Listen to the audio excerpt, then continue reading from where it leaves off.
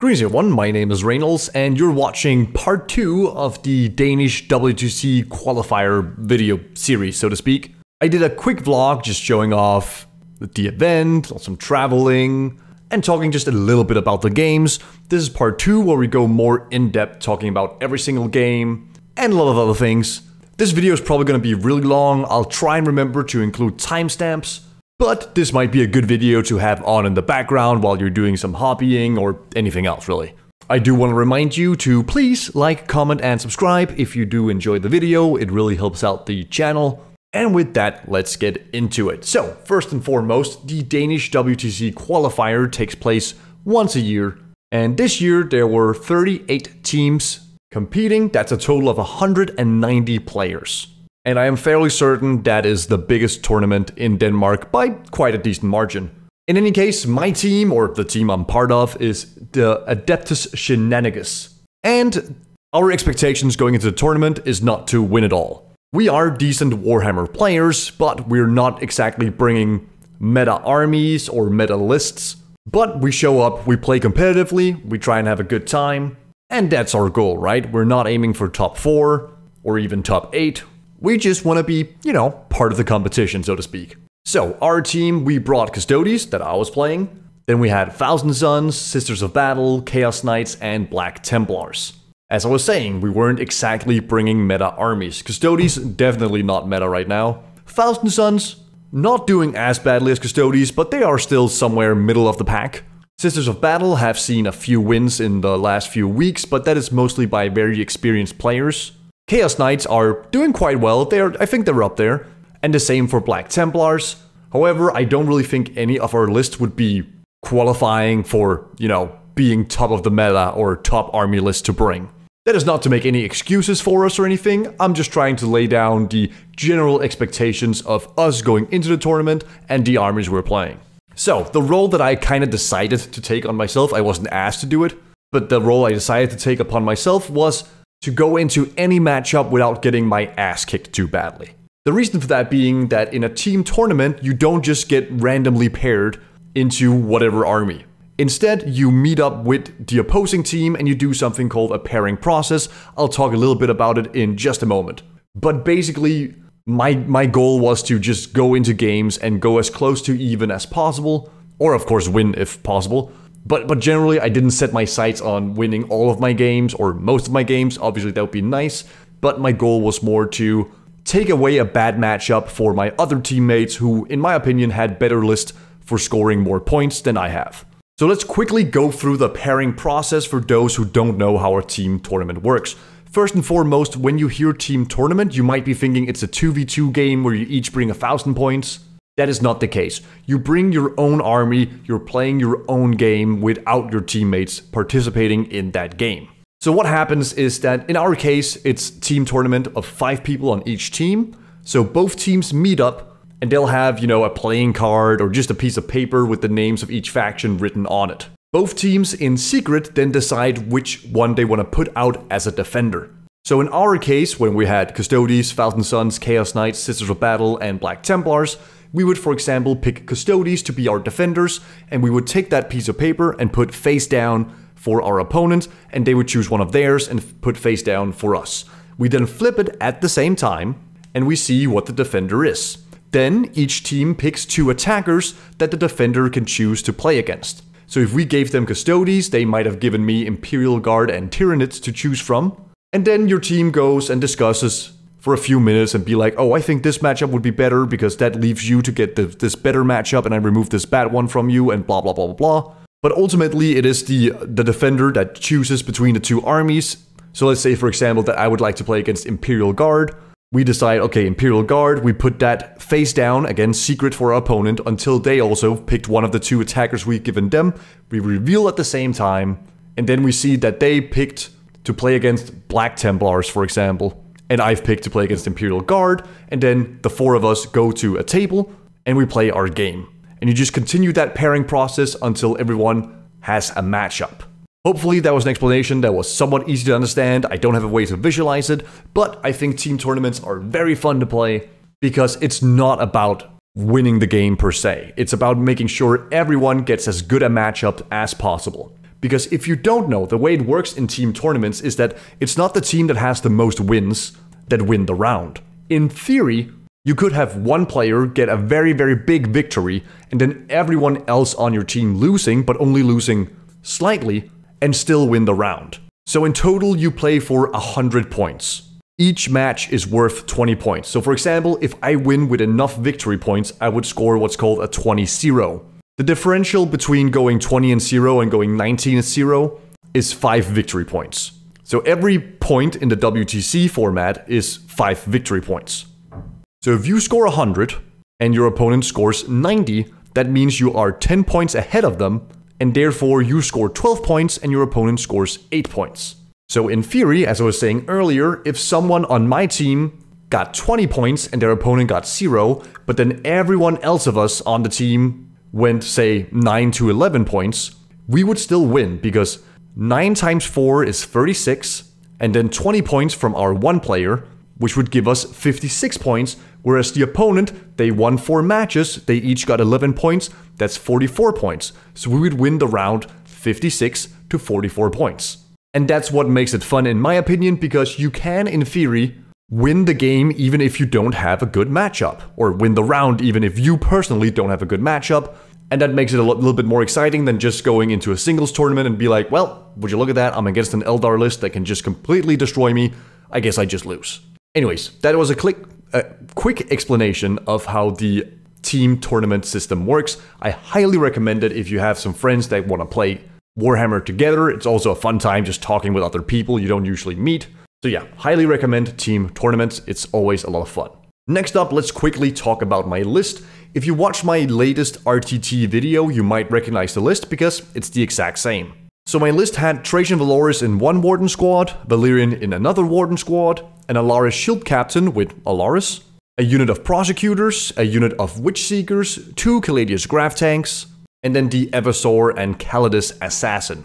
Now, at the beginning I said that this was more of a defensive list, and you might look at this and be like, oh, you can still play offensively. That's not what I meant at all. My point being that what I wanted to try and do was score as many points on primary as possible, and then do the secondaries I'm dealt. And then either score enough points that it'll be a small loss for me, or be able to deny my opponent enough primary to the point where I win the game because I score much more primary than they do. And I think this list does that quite well. Wardens are very hard to kill. It's almost impossible to kill a full Warden squad in a single battle round. You usually need at least 2. The Alaris, while not having access to the -1 to wound, or the 4-up feel no pain, can get the free -1 damage stratagem from the Shield Captain. They can also teleport, which makes them a bit more flexible in going around the map. And they're toughness 7 for wounds. They're still pretty hard to shift. The Caladius Graph Tanks are mostly there not for me to be able to deal with enemy tanks and vehicles, but actually to make my opponent more scared about deploying their vehicles and monsters. Because if I'm not bringing the tanks, well, they don't have anything to fear from range. But because I'm including these, I notice my opponents put their monsters and vehicles in more hidden positions in case I get turn 1. And that's why I'm bringing them. And the Evasor and Calidus Assassin are just great flexible units to help score points. The Evasor can do a little bit of killing, but he also scout moves 9 normally. The Caladius Assassin has a decent flamer, and obviously makes an opponent's stratagem more expensive, as well as being able to be picked up and put down every single turn. I feel like this list is pretty well rounded. There are obviously some changes I would like to do to it now, knowing what I know after playing my games, but generally I was pretty happy with this list. Alright, enough talking about my list and how the game works. Let's instead talk about our first game, which was against Imperial Guard. This is like a ton of infantry type of list. It still has some vehicles, but there's definitely a good chunk of points invested into infantry. As you can see, there's 2 20-man Death Corps of Krieg with a marshal in each of them, 2 × 10 Katachan Jungle Fighters, which are inside 2 transports I've forgotten to add to the list here. But the transport that Guard has, that's called Chimeras, the ones with a lot of flamers. And then he had 2 × 9 infantry squad, one of the infantry squads with Lord Solar, and the other one with Platoon Command Squad and Ursula Creed. Then there was a Basilisk, that is the indirect firing gun that takes 2 inches of movement off of you, as well as 2 inches from your charges. 2 Leman Russes with the Exterminator autocannon. I'm not sure that is the best cannon to put on the Leman Russ, but against me it wasn't very scary. Strength 9, AP 1, damage 3, so I can -1 damage it, I can be in cover. I have some options against that, so it wasn't the scariest tank against me. 2 Manticores, which are also indirect firing. 2 Scout Sentinels, which helps with the indirect firing. And finally, the Calidus Assassin, because it's just such a good and flexible unit. So if you don't know, what the most scary part for me going into this army is the indirect firing in combination with the Scout Sentinels. The Scout Sentinels chooses a unit within 12, I believe, or maybe 18, in the shooting phase, and that unit, when targeted by your indirect fire, does not suffer the -1 to hit penalty. On top of that, a lot of the indirect firing is heavy, so if they stand still, they get a +1 to hit. So all of a sudden, you have these indirect firing weapons that are hitting on 3s with lethal hits and potentially a lot of shots depending on how they roll. And that can be quite scary. On top of that, they then use the Fields of Fire stratagem, which gives that one specific target an additional AP. So AP1 goes to AP2, AP2 goes to AP3, so on and so forth. So instead of saving on 2s or 3s, I'm saving on 3s and 4s. And at that point, it starts being a little bit scary with the indirect fire, depending on how high they roll on the number of shots. So, going into the game, we were playing Scorched Earth. That is the mission where you can burn a no man's land objective or the opponent's deployment zone objective for some extra points at the end of the game. It is also hold 1, hold 2, so you just need to be on 2 objectives to score the max amount of primaries per turn. We were playing on the heavy WTC layout, you can see up here in the picture. And yeah, deployment zone is search and destroy, so it's the corners with the circle cutting off. So as you might notice on this layout, there is a big firing lane from one deployment zone to the other one, at an angle obviously, but still. And then there's a smaller firing lane from the top side down here and from the bottom side down here. It was corner deployment, so that meant of course that he had to deploy his stuff like, you know, basically all over the place here. And for me, I think I had the Trajan squad here, the Valyrian squad here, and I don't remember where my Terminators started, but they ended up being in the middle, so they were probably somewhere else. I don't think I got to pick them up and teleport them because I ended up using them for something else. In any case, this was a battle of the Emperor's Finest versus the Emperor's Chosen. And it was also a bit of a battle of the bottom win rate armies, because both armies are not doing great right now. Overall, going into this matchup, I only had 1 game of experience against Imperial Guard. And as I said, I feel like it can swing very heavily depending on how much indirect fire your opponent is bringing and how they roll on the number of shots. Now, I knew very well that I could kill all of his stuff, all his infantry units, no matter how big they were, in melee. I was fairly confident about that. However, I did kind of fail to account for them just being able to come back for 2 command points. And the issue there is not that they come back and I can't kill them again, it's that I can't reach them. I don't have enough units to screen him off and force him to deploy his units where I want them to be. And so he gets a lot of free leeway after I kill the units first because they can come in from wherever. Another thing is that both Custodes and Guard kinda wanna win games by dominating on primary. Guard does it by throwing a ton of small bodies on the objective and just either blocking out the objective or just out OCing you, because most of those guards are OC2, and with an order they become OC3. Custodes are much in the same way. We don't have models to completely drown out the objective, but we can obviously make like a half a circle or a full circle around the objective. But we're also tough to remove, right? We stand there and we take shots after shots after shots. So in a way, our game plan is the same, we just try and accomplish it in slightly different ways. In the end, the game ended up being a draw, us playing exactly 71-71, giving both of us 10 points.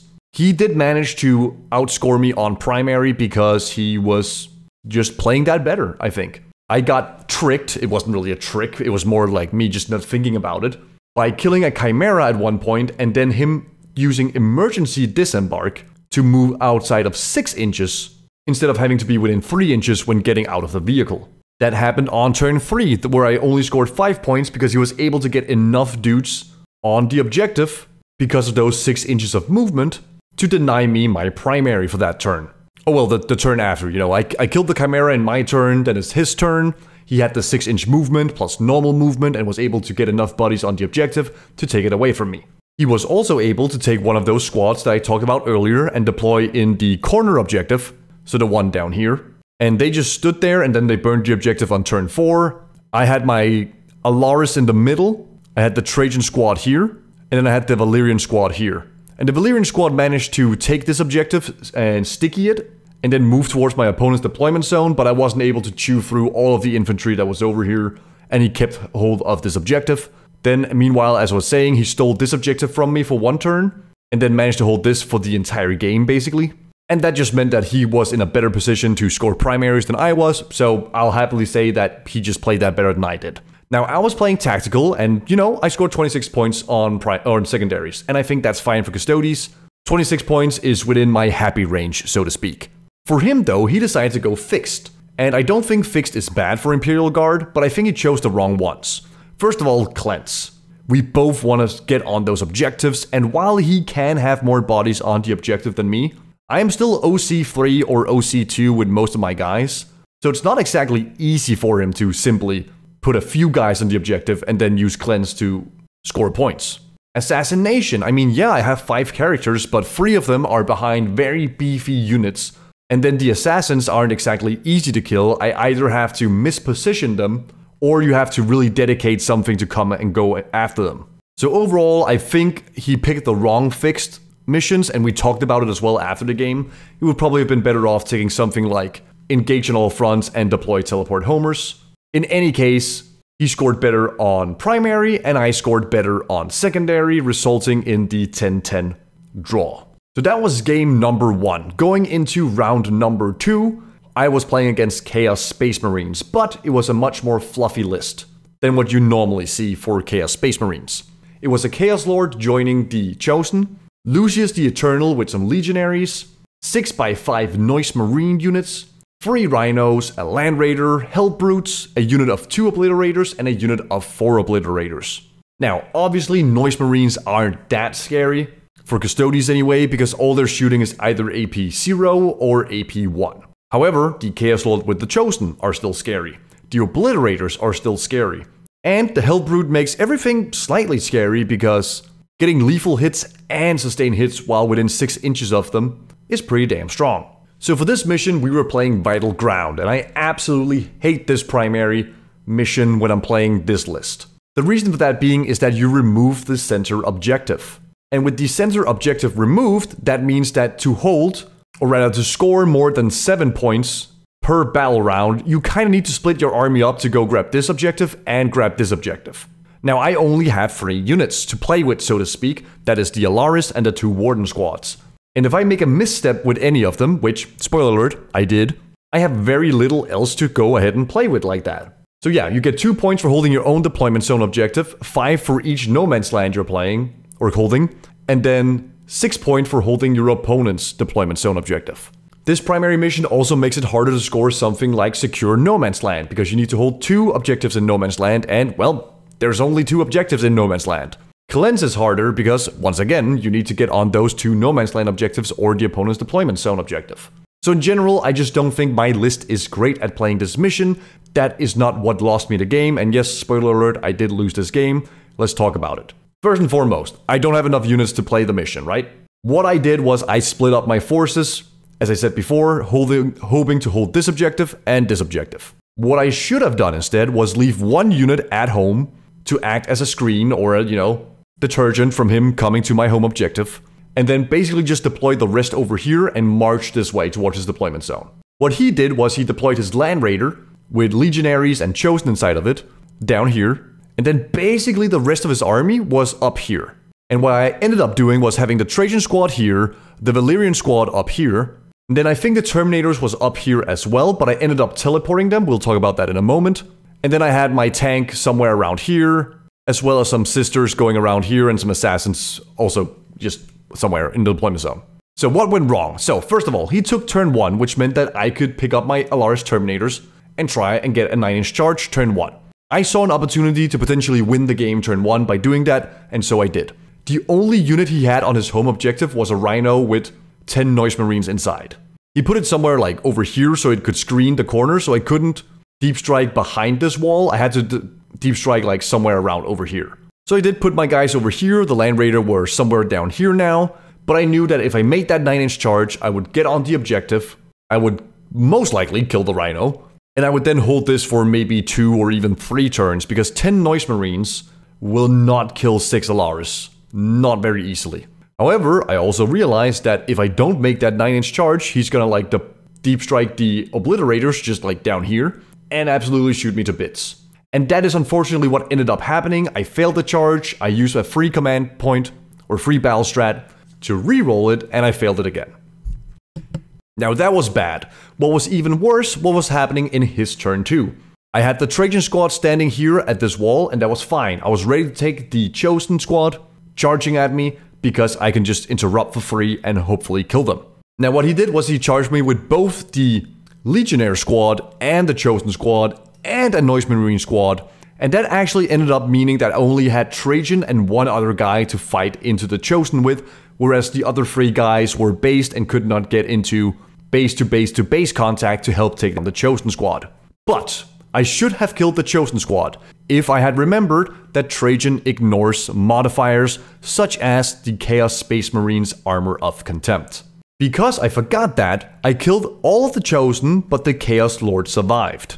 And then he used the Profane Seal stratagem to get full wound and hit rerolls, and long story short, the Chaos Lord by himself killed 4 Wardens. I then think that the Legionnaires picked up the last Warden, as well as dealt some damage to Trajan, and then the Noise Marine squad that had also charged them picked up Trajan.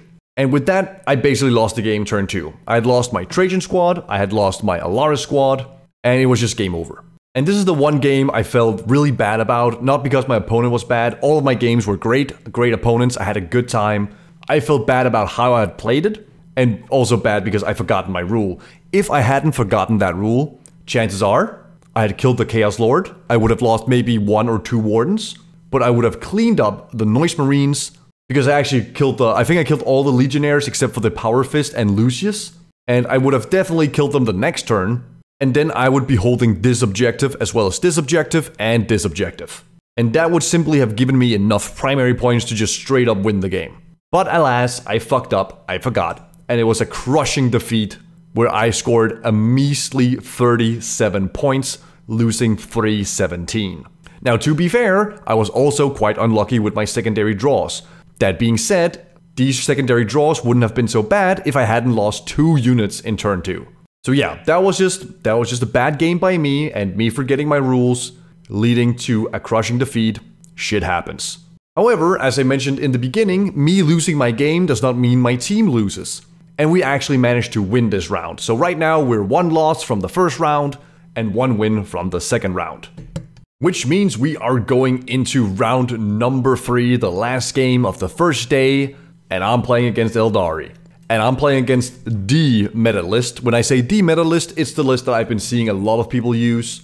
It's an Autarch Wayleaper with the Avatar of Cain, Farseer with the Phoenix Gem, Fugan, Spirit Seer with Fate's Messenger, 2 Night Spinners, 5 Shadow Specters, 2 Warwalkers, 2x5 Warp Spiders, and a 10-man Wraithguard unit. Almost all of these units are perfect for shooting Custodes. The Autarch has a decent melta-gun, the Avatar of Cain has good shooting as well as great melee into Custodes. Fugan, same thing here. The Night Spinners slow me down by 2 inches and does not allow me to advance. The Shadow Specters have good shooting, the Warwalkers are not as scary, but they still have Bright Lances, which is basically blast cannons, I suppose. Warp Spiders have a ton of shots and they're just fishing for devastating wounds. And Wraithguard, well, our Wraithguard. Strength 12 or 14, minus 4 AP, d6 damage. Just ouch. First of all, I just want to say it was super cool meeting Simon, who was playing the Eldari list. He's actually been watching the channel, he might be watching this now, and if you are, thank you for the game, Simon, it was a good time. However, it was rough. It was really, really rough, because I had no idea how I was going to win this game, assuming he didn't give me any opportunities to get a charge on those Wraithguard. Because if you don't know, if you shoot at Wraithguards, they get to shoot back at you. I have nothing that can pick up Wraithguards in shooting. That means I need to charge them. But they're still a 10-man unit, they're still fairly tough and have a 2-up save. So I also need to charge them with like a full strength unit to make sure I kill them. However, my best chance of getting that charge off is by using my Terminators to teleport and then put them in a situation, or put him in a situation where I can get a 9-inch charge on, say, a Warp Spider unit or his Night Spinners, and the Wraith Guard, because then he has to choose which one he's going to Phantasm. But in the heat of the moment, I didn't quite think about that, and so in the end, what I ended up doing was just place the Terminators down here. I failed a 9-inch charge on his Warwalker that was standing on the objective. That was a good thing I failed that, because if I hadn't failed that charge, he would have just been able to shoot me off the objective and just move on with his life. But because I was over here behind the wall, and then the following turn I walked on the objective, he then had to take his Wraith Guard all the way around and behind the objective to take me down. And that bought me some time at least.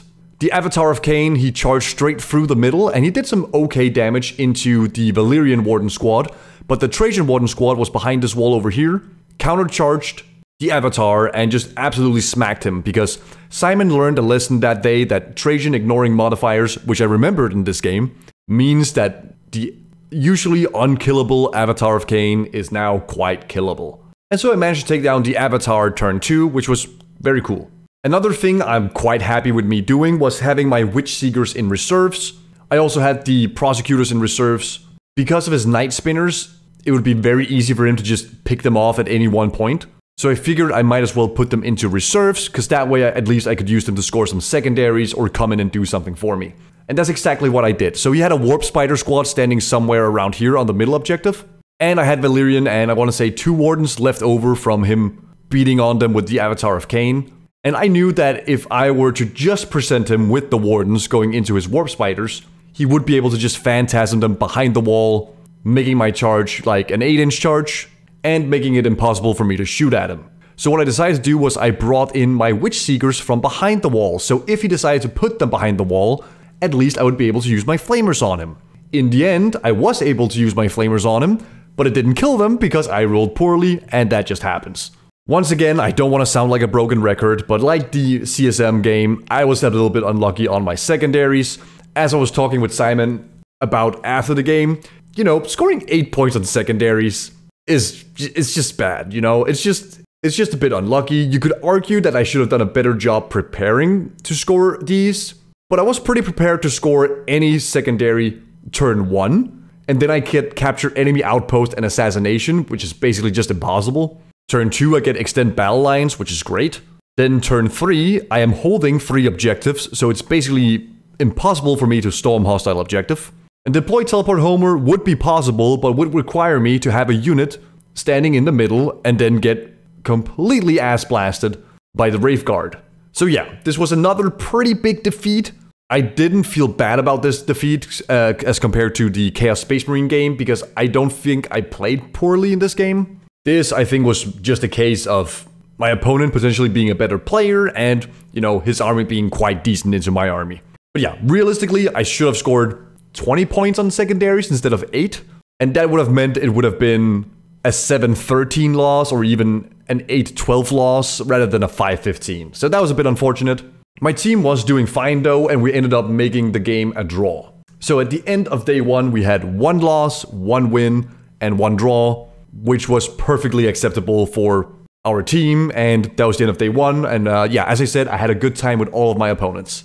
And now we go into day number 2, round 4, I am playing against Chaos Knights. This is a classic, well I say classic, but at least classic for 10th edition Chaos Knights, where it's all small dogs, no big knights here. You had the War Dog Stalker as the character and warlord, 6 War Dog Brigands, and then 5 War Dog Carnivores, with 2x3 Nurglings and the Changeling for support. This deployment zone, as well as primary, was Purge the Foe on sweeping engagement with Hidden Supplies. Hidden Supplies means that you remove the objective marker in the middle, and then you put 1 new objective marker 6 inches away from the middle towards each corner. So there's a total of 6 objectives instead of 5. Then the primary is great for my list. It is hold 1 for 4 points or hold more for 4 additional points, as well as kill 1 unit for 4 points or kill more for an additional 4 points. That is great for my units because, as I talked about before, my Wardens are near impossible to just remove in a single turn, and the Eldars can be quite tough to remove with -1 damage. On top of that, I'm playing against Chaos Knights, which only real scary shooting for me is the Melta Spears. And those are only 2 shots each. So it can be quite swingy. The Graph Tanks are also perfect for killing the small knights because of AP 3. That usually means they're saving on 5s even in cover. And yes, you can spend a command point to give one of them a 4-up invulnerable save. But even with that 4-up invulnerable save, there is a chance that I kill them if I roll high enough on the dice. Because of the deployment zone as well as the army I was playing against, I had a good option here to play fixed instead of tactical. I usually always go tactical, but in this matchup, it made perfect sense for me to take deploy teleport homers and bring it down. The deployment was quite simple. I had most of my army over here in this corner, but then I placed my Terminators behind the wall over here. He decided to place most of his army over in this corner as well, and then a few dogs over here. What I ended up doing after seeing his deployment of his larger part of the army over in this corner was that I teleported the Terminators turn 1 to go over here instead. And that was a great choice for me. I was able to clean up all of the dogs in this corner and then just slowly move my way down. He had to put some guys on the objective over here, and he had to go into the objective over there as well. In general, I just had, all of the opportunity to pick up knights every single turn, score bring it down points, score deploy teleport homer points, win out on primary points because I was killing more. My Evasaur and Calidus were doing deploy teleport homers for the most time. My sisters were in reserve because once again, there's a lot of indirect firing. So I might as well put them in reserves to help me do secondaries when I need it. And then there was also my captain being able to kill a knight, not on full HP, but I think it was 7 or 8 wounds. When he killed the captain, because I rolled a 2+ and then he fought on death. That is probably the only time that fight on death has ever been relevant for the Eldar captain, but it was great. So yeah, the game ended up being a 12-8 victory for me. I scored 97 points, my opponent scoring 86. And you can see my opponent almost maxed primary like I did, but because I was able to kill more most of the time and also deny him hold more, that meant I was able to win out on the primary game. Going second on this mission is also great, because at the start of turn 1, your opponent usually don't have the option to kill anything, but you do. And then I scored 37 points on secondaries. He almost scored the same as me, scoring 36 playing tactical. In the end though, I was able to take the victory. Unfortunately, we managed to lose this round by just 1 point. So we were now going into round number 5 with 1 victory, 2 losses, and 1 draw. And so it was that we went into round number 5 and I had to play against Genestealer cults. And oh boy, there were so many models. As you can see here, lots of characters, lots of units. I'm gonna be completely honest, I don't remember what named characters or what characters go into what units. If you played against GSC before, I am sure you know. But yeah, we had guys with bombs. We had guys with lasers, with flamers. They come back on a 3+. And that sucks when you play priority targets, also known as score 25 points at the end of the game if you go second. If you don't know, priority target is hold 1, hold 2 objectives for 10 points throughout the entire game. But at the end of the game, you score up to 15 primary points for holding up to 3 objectives. That obviously means you have a huge advantage if you are going second and you manage to survive, because you'll have a chance to kill and clear off anything off the objectives to score not only your 10 primary points that you score at the end of your turn, because it's turn 5, but also to get on 3 objectives to score an additional 15 primary points at the end of the game. Now, first and foremost, I need to say that I was definitely the more experienced player going into this game. Not that my opponent was bad, but it was quite clear that I were more experienced in playing Warhammer 10th edition. First and foremost, he decided to play tactical, where I personally think that he could have easily done good with fixed secondaries.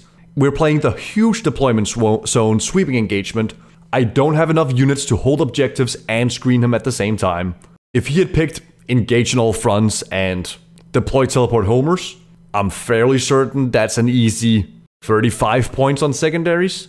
He also did a few questionable split firing into different targets. And in general, I just feel like I played a really good game. I was ahead the entire game. By the end of my turn 5, the score was 13-7. However, as we just explained, he had the bottom of 5th round, so he was basically guaranteed to score 25 points. So I did a few things wrong. First and foremost, I just kind of kept my tanks back the entire game. But there weren't really any reason for that, because they're not going to do anything against Genestealer cults. I might as well push them out towards the objective to do, you know, secondary actions or just hold the objective a little bit. I also deployed my Terminators down here in this corner, and I walked them up on the objective with an advance roll. And I should have honestly just left them there, because what I ended up doing was I stepped out to shoot some guys, but I just shouldn't have done that. I should have just left them behind the wall, because then he is incentivized to come to me. And then when he comes close enough to me, I can go out, I can shoot, I can charge. And he's kind of playing, you know, he's playing in my field, so to speak. But instead I put them out, and that ended up meaning that I kind of threw them away, and they just kind of got blasted. And then, my biggest mistake, I forgot to give myself victory points at the end of the game. So, as you can see here, it says 9-11 defeat. However, the score I submitted was an 8-12 because I had 10 on primary points because I held 2 objectives in my turn 5. And there's a chance I also held 2 objectives at the end of the game, but I have, since we've played this game, forgotten if I had that or not. But I for sure had 1 objective, because I had a full-man Warden squad in his deployment zone, still with their 4-up Feel No Pain available. So it would have been for sure a 9-11 loss, but maybe it would have been a 10-10. I will never really know, and that also slightly annoys me. To my own defense, this was game 5, so it was the last game of the tournament. It was also the culmination of playing Warhammer for just about 22 hours. Because there's 4 hours for each round, minus the time it takes to do pairings. We played 3 games on the first day, that's 12 hours-ish, and then 8 hours the second day, for roughly 20 hours of Warhammer in 2 days. So yeah, I was tired, I forgot, but it should have either been a 9-11 loss for me or a 10-10 draw. But yeah, looking at secondaries, I scored decently. He ended up scoring 35 points on tactical secondaries anyway. So it wasn't like he lost out on not taking fixed. I just think he would have an easier time scoring the points with fixed, but you know, it doesn't really matter in the end. And it was a small loss for me, but my team was able to take the victory home. So at the end of the tournament, we went 2 wins, 2 losses, and 1 draw. And that was the end of the WTC Qualifier, also known as Aroscon. And as I just said, we got 2 wins, 1 draw, 2 losses. All of my games were great games. I had a lot of fun playing them, and I had great opponents. The only game I was mad about was that CSM game where I forgot my rules, which ended up making me lose so badly. And I'm kind of mad about that. Our Thousand Suns player and our Black Templar player did great. They both placed in the top 45 for individual scoring. And our Chaos Knight player actually lost 2 games 0-20, which means that he lost 2 games with 50 victory points or more. But in that last round, he was able to do a redemption game, winning 19-1. Overall, our team took 18th place, which is perfectly within our expectations. I think we would have liked to be in the top 12, but 18th place isn't, you know, isn't bad at all for our team expectations. And kind of just, you know, the armies and the lists we brought into the tournament in general. Things I would change about my list is I would probably build a completely different list. In one way, I was fine playing that, you know, defensive style list you can use as a first defender. On the other hand, we didn't really need it that badly. I mean, again, we're not going to win the tournament anyway. So wouldn't it just be better to play a little bit more of an aggressive list that would maybe be a little bit more fun for me to play? And that could potentially win some games, you know, even harder than what I could possibly do with my defensive list. Anyways, those are just like my few closing thoughts, and I definitely want to try a list that's something like 2x5 guards with Blade Champions and Trajan with a 5-man Warden squad, followed by 2x3 Aeldari, and then maybe even a big Aeldari Terminator blob. I'm not even sure how many points that is, but something like that sounds really fun, where you can just kind of play a pressure list that goes all in by turn 2 or turn 3 and play the game from there. Anyways, everybody, thank you so much for watching. This is, as I said, one of my longer videos. Let me know in the comments below what you thought, and until I see you again, I hope you have a wonderful time.